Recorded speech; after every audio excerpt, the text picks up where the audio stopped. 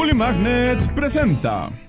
Bienvenidos a Buliteratura. Hoy es una ocasión especial porque se están cumpliendo 100 años del nacimiento de uno de los escritores mexicanos más importantes de nuestra historia, Juan Rulfo. Yo sé que en el pasado no he sido ni muy buen lector ni seguidor de Rulfo y que seguro hay pruebas en mi contra. La literatura de Rulfo es de tierra y de zacates. Vamos allá donde hay zacates, traigamos unos zacates. ¿Alguien más vio esos zacates? Aunque en mi defensa, ya en la página 11 del primer cuento del Llano en Llamas aparecen los zacates, y cito: no hay nada, a no ser unos cuantos huizaches tres peleques y una que otra manchita de zacate. La verdad es que hasta hace muy poco me reencontré con Rulfo y pude mirarlo con otros ojos. Estaba bajo el yugo de las lecturas de secundaria. Y es que, ¿cómo esperan que una obra así de profunda y sutil, ambientada en un México rural, despojado, ignorante y taciturno, atraiga a un joven citadino así nada más, sin ningún tipo de orientación o invitación más allá de la promesa de zacates? Y por ello, a la obra de Rulfo habría que agregarla a la lista de lecturas que no se recomienda dejar a los niños porque nada más los alejan de la literatura. Porque para apreciar a Rulfo no basta que te digan que era mexicano, que hay fantasmas en sus libros, que es un orgulloso representante de la esencia nacional, lo que sea que eso signifique.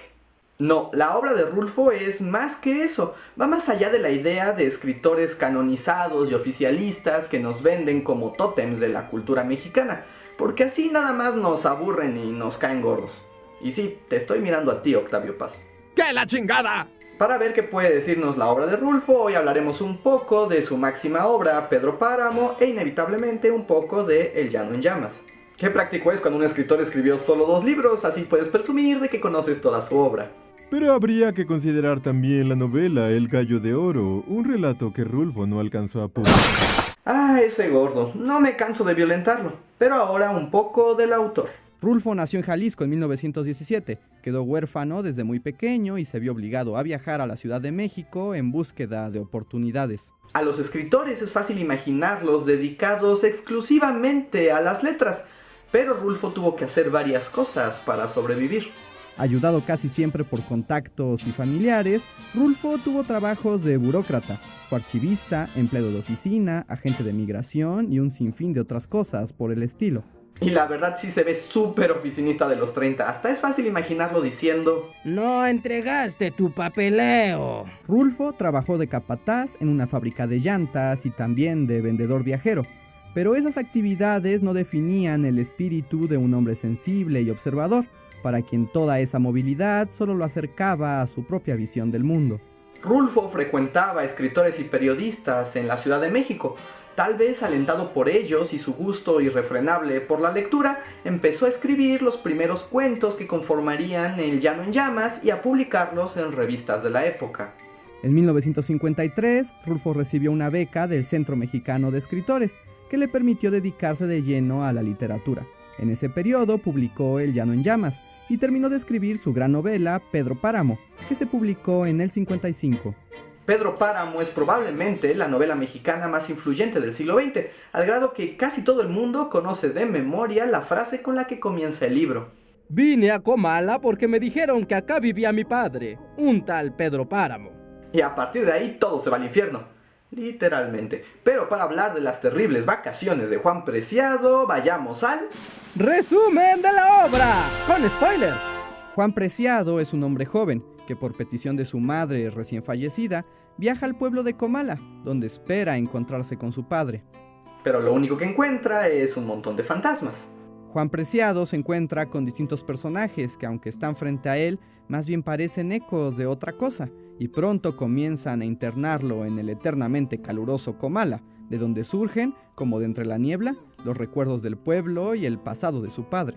Y vaya que es un pasado horrible. Pedro Páramo resulta ser un cruel cacique que se apodera de Comala y va dejando tras de sí un rastro de miseria, destrucción y muerte. Pero la vida de Pedro Páramo está marcada por un deseo, probablemente lo que más valor tiene para él y que jamás puede alcanzar: el amor de Susana San Juan. Su amor de la infancia, Susana San Juan, es el inalcanzable de Pedro Páramo. Aunque con artilugios logra casarse con ella y destruir su familia, en realidad el corazón de Susana nunca le pertenece. Ella sigue enamorada de su primer marido y nunca reconoce a Pedro. Es el rechazo y la muerte de Susana lo único que logra derrocar al cacique, que de una manera muy acorde al personaje se lleva a todo el pueblo con él. Pero si esa es la gran anécdota del libro, en realidad no es la única. La llegada de Juan Preciado despierta las voces de Comala, los hombres y mujeres que vivieron y sufrieron bajo el sol y los días, las luchas infructuosas por quién sabe qué, todos sumidos en el letargo de la vida que va y viene sin mayores esperanzas o anhelos. La visión de Comala es deprimente y estremecedora, como si todo estuviera perdido desde un principio. Su fuerza causa desasosiego en el lector, eso se los aseguro. La manera en la que se estructura el libro es su mayor virtud. Es una trama de fragmentos. Las historias de Pedro Páramo y los otros personajes van apareciendo, intuyéndose como si surgieran de entre las sombras.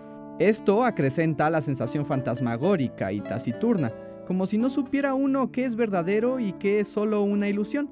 Comala es el gran personaje de la historia, un lugar sin tiempo, contenido y al mismo tiempo infinito. Por supuesto, la obra de Rulfo ha tratado de vincularse con la historia de México, aunque habría que preguntarse hasta qué punto esto es verdad. Es cierto que en Pedro Páramo hay mención a la Revolución Mexicana y a la Guerra Cristera, pero son solo contextuales. La novela trasciende esa geografía para llegar a un nivel superior, el de la condición humana. ¡Oh! ¿Quién eres tú? Soy una representación metafórica de lo que es vivir en constante introspección, alejado de un mundo que se presume moderno, pero que está contenido en su gente, en las tradiciones y en la apatía de los desprotegidos e ignorantes. Soy un símil del alma solitaria y el sentimiento de desesperación, la muestra de una brutalidad sin límites y la ambición desmedida. Oh, bueno. ¡Y también estoy muerto! ¡Ah! ¡Ah! La obra de Rulfo no es solo una representación de lo mexicano. De hecho, su estilo se alejó de la entonces popular literatura de la Revolución, que trataba de justificar el régimen político y dar forma a la identidad nacional. Rulfo fue un escritor muy raro desde el principio. Marcaba su propia tendencia. Era cadencioso e introspectivo, pero al mismo tiempo también era muy... Tu visión del gran Rulfo está equivocada. Estás obviando su personalización de los valores mexicanos. ¡Gran Rulfo! Perdón, extraños siniestros, lo que estoy tratando de decir aquí es que la obra de Rulfo va más allá de lo que han tratado de enseñarnos. ¡Basta! Por los poderes que nos confiere la Fundación Rulfo, te prohibimos desacreditar al maestro. No lo estoy desacreditando, solo creo que podemos entender y apreciar su obra más allá de esta supuesta mexicaneidad. No hay más interpretación de Pedro Páramo que el de la Fundación Juan Rulfo. ¡Palabra del maestro! ¡Gran Rulfo! El éxito de la obra de Rulfo lo unió rápidamente al gobierno de la época, que buscaba legitimar su discurso progresista y su pasado revolucionario. Rulfo fue invitado a convertirse en editor del Instituto Nacional Indigenista y miembro de la Comisión del Papaloapan, que prácticamente desalojó a todas las comunidades indígenas de la zona para construir presas. Señor Rulfo, nadie como usted para ser parte de este gobierno, para hablar con las comunidades indígenas y representarlas. Usted, cuya obra de Zacates concentra todo lo que hay en el pueblo mexicano. En realidad, mi obra trata de... Lo sabemos, las raíces mexicanas, indígenas, hondas, pero no muy visibles, que sostienen este estado moderno de sombrerudos maravillosos. Es la fuerza del zacate. Pero lo que yo quería... Mire, usted diga que escribe de indígenas y zacates y le garantizamos sueldo público de por vida. Bueno... Rulfo ha sido muy criticado por vincularse así con el gobierno, aunque no podemos decir que eso lo haya definido como artista o ser humano. Además, era un viejillo seco del que era muy difícil saber lo que andaba pensando realmente. ¡Blasfemia! Rulfo es el ungido, más puro que el cielo. No hay más interpretación, no hay más que decir. Te prohibimos seguir hablando de él. No pueden hacer eso, ni que fuera una marca registrada. En realidad es una franquicia concesionada. La obra de Rulfo es conocida internacionalmente y su lectura, siempre renovada, se abre a nuevas interpretaciones, aunque en México parece existir la tendencia a restringir la visión de los supuestos próceres de la cultura.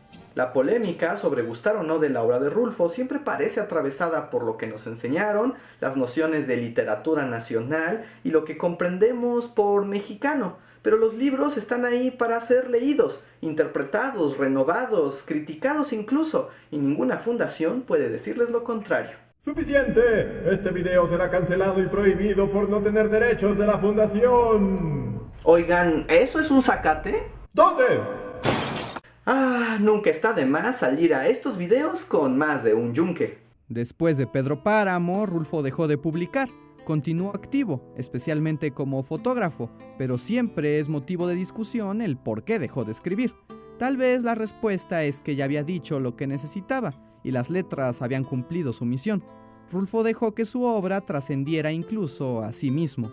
Y ahí tienen un poco de la obra de Juan Rulfo. ¿A ustedes qué les parece? ¿Cuál ha sido su experiencia de lectura y sus interpretaciones? Pónganlas en los comentarios. Y sigan leyendo a Rulfo y viendo sus fotografías, en serio, no se arrepentirán. Hasta la próxima.